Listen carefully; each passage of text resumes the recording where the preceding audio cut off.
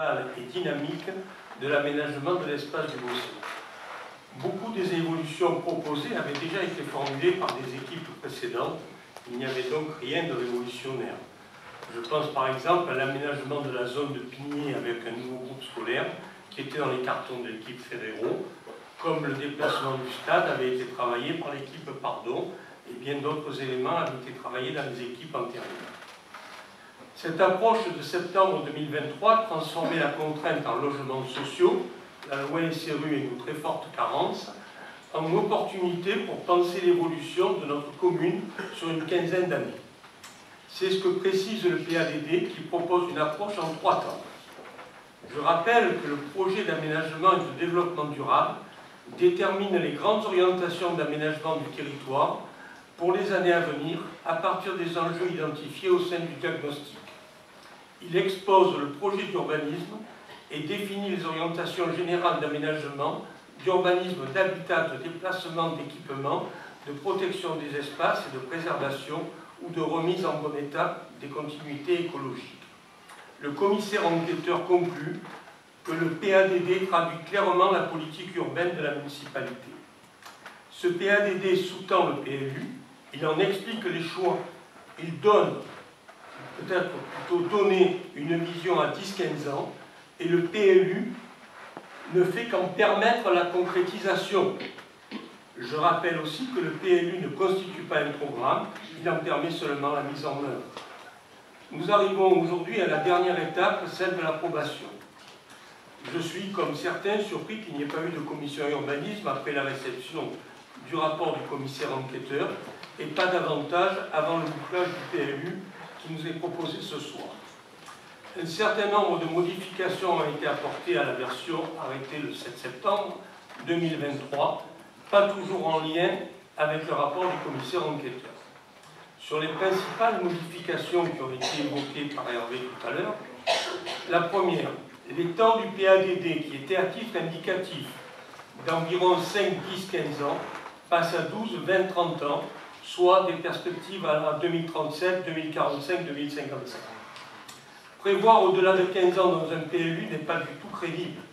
Un PLU a vocation à s'appliquer pendant 12 à 15 ans, pas davantage.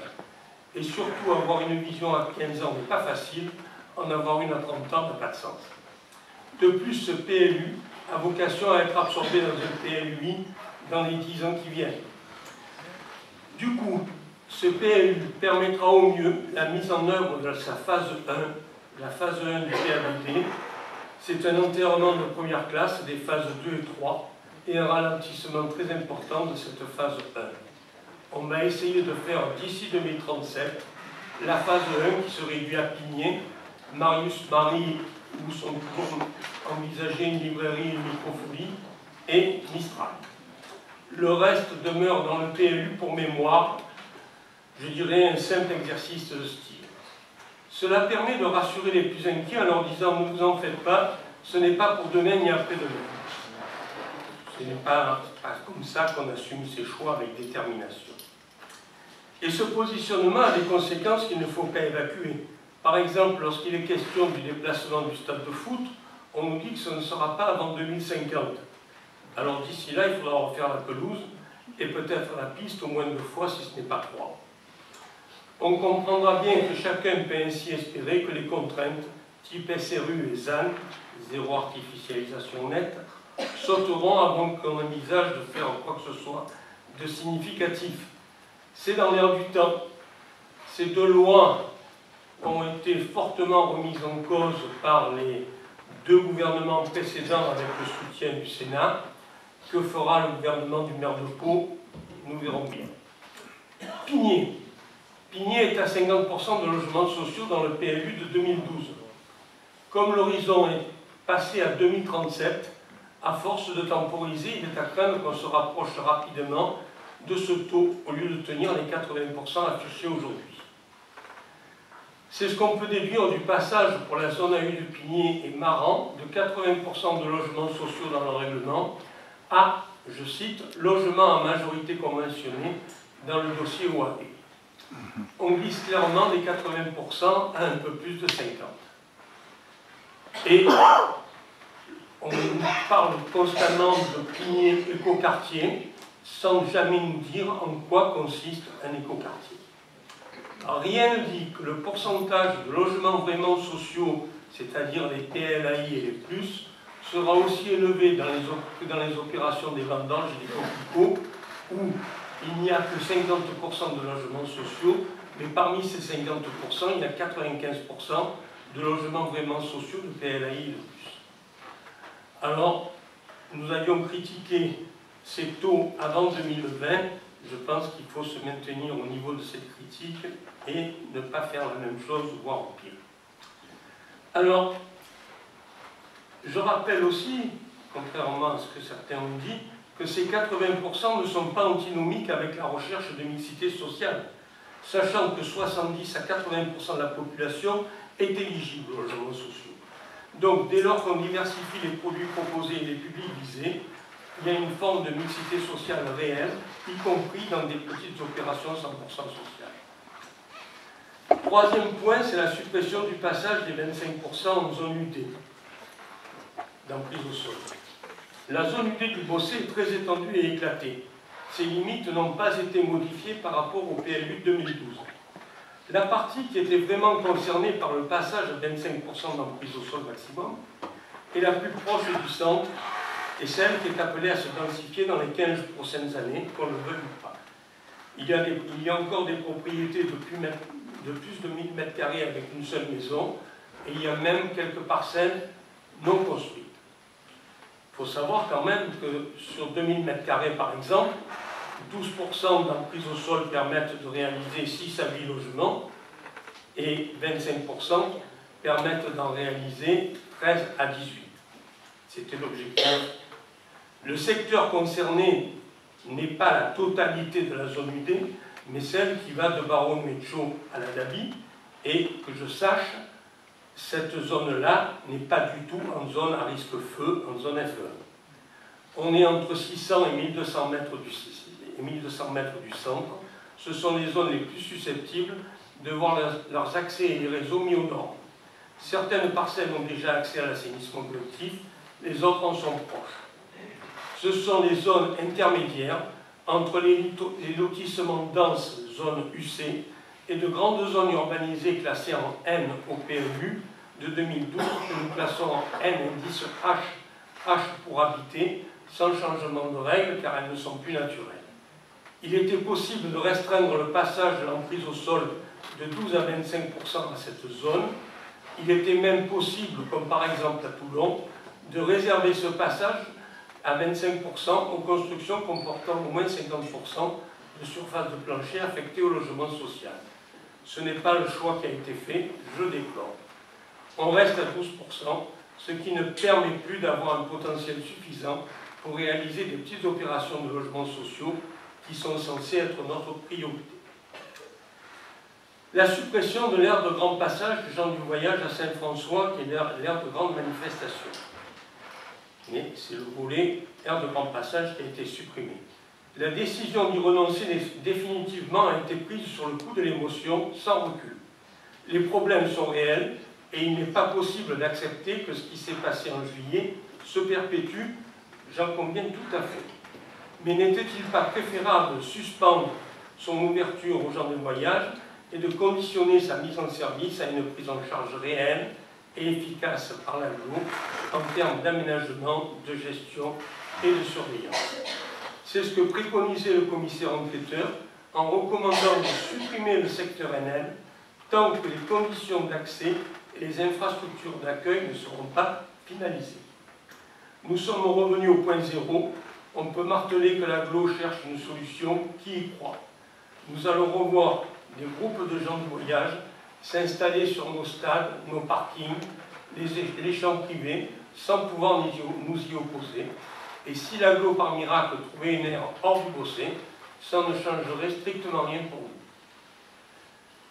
Les modifications de zonage en secteur agricole, j'ai été étonné par l'extension de la zone AP avec suppression d'espaces boisés classés, essentiellement sur des parcelles au nord de la commune, secteur de la Couchoua, alors que nous ne les avions volontairement pas intégrés à la ZAP, zone agricole protégée.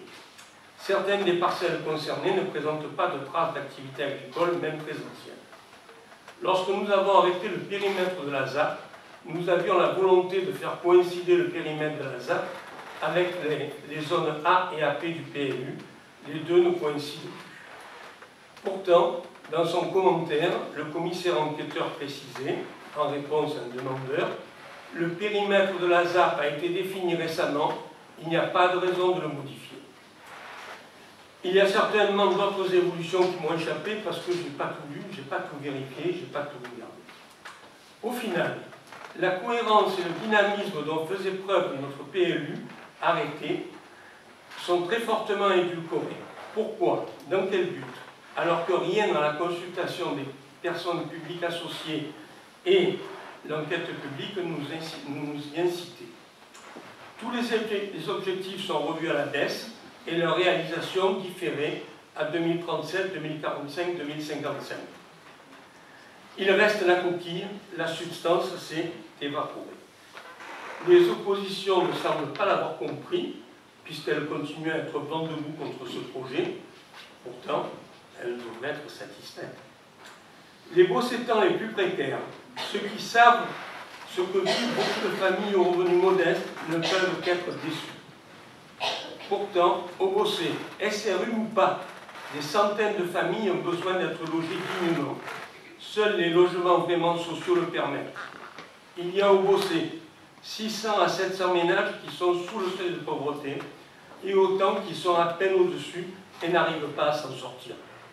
Au cours des 20 dernières années couvertes par la loi SRU, au Bossé, le nombre de résidences principales est passé de 3 000 à plus de 4 700, soit une augmentation de plus de 55%. Sur ces 1 700 nouvelles résidences principales, seulement 15% des logements étaient sociaux. On a donc accentué fortement la carence. Notre contrat de mixité sociale est déjà mal en point. Par ce contrat, la commune s'est engagée à produire 211 logements sociaux, au lieu de 280 sans contrat de mixité sociale, sur la période triennale 2023-2025. Sachant que l'opération des agrillons est comptabilisée sur la période précédente, combien de ces 211 logements sociaux sont-ils engagés à un an de l'échéance et combien le seront-ils d'ici fin 2025? Ce contrat de mixité sociale n'est pas et ne sera pas respecté. On pourrait l'accepter si on sentait une réelle volonté de passer à la vitesse supérieure. Il n'y a que vous qui la sentez. C'est ce qui était plus que perceptible dans le PLU arrêté et soumis à enquête publique. C'est ce qui ne l'est plus dans cette version finale. Le commissaire enquêteur concluait pourtant: la commune s'est engagée dans un projet courageux de planification de la construction de logements sociaux. Il estime que ce projet de révision contribuera à la production de logements sociaux afin de tendre à atteindre les objectifs SRU tout en préservant le cadre de vie. Le PLU proposé ce soir donc s'éloigne grandement de ces objectifs, à mon avis. Le recul des échéances est tel qu'il n'est pas envisageable de commencer à combler notre déficit en logements sociaux avant longtemps. Que dirons-nous aux plus fragiles d'entre nous qui espèrent être logés dignement dans un avenir proche et qui devront attendre des années? On nous propose aujourd'hui une version très allégée du PLU arrêté, allégée dans son contenu et encore davantage dans sa programmation dans le temps. Ces multiples reculs sur les points essentiels font que cette version finale, révisée, peut être assimilée à une simple actualisation du PLU de 2010. Il est même probable que l'économie générale du projet arrêté en septembre 2023 n'est pas préservée, alors que la tonalité générale des avis des PPA et des commissaires enquêteurs ne la remettait pas en cause. Alors, j'estime que le vote d'aujourd'hui est quasiment devenu un non-événement. Seule l'opposition fait un réel événement. Pour ma part, j'aurais plutôt tendance à m'abstenir. Merci beaucoup. Alors, allez-y, et puis après on fera une synthèse. Oui, merci. Alors, Monsieur Collet, je pense que vous vous exprimez en tant qu'adjoint à l'urbanisme démissionnaire. Et je comprends ce soir, ben, si j'ai bien compris, vous enterrez ce PLU. Et tant mieux. Parce que, si j'ai bien compris aussi, si votre PLU originel était passé, il était pire que celui-ci. Parce qu'avec vous, on aurait eu un PLU idéologique. Enfin, nous avons échappé à la peste, il nous reste le choléra à traiter. Merci pour les recommandations du médecin. On viendra vous voir si ça se complique. Dans un an et Alors, si je crois... Ah, j'ai...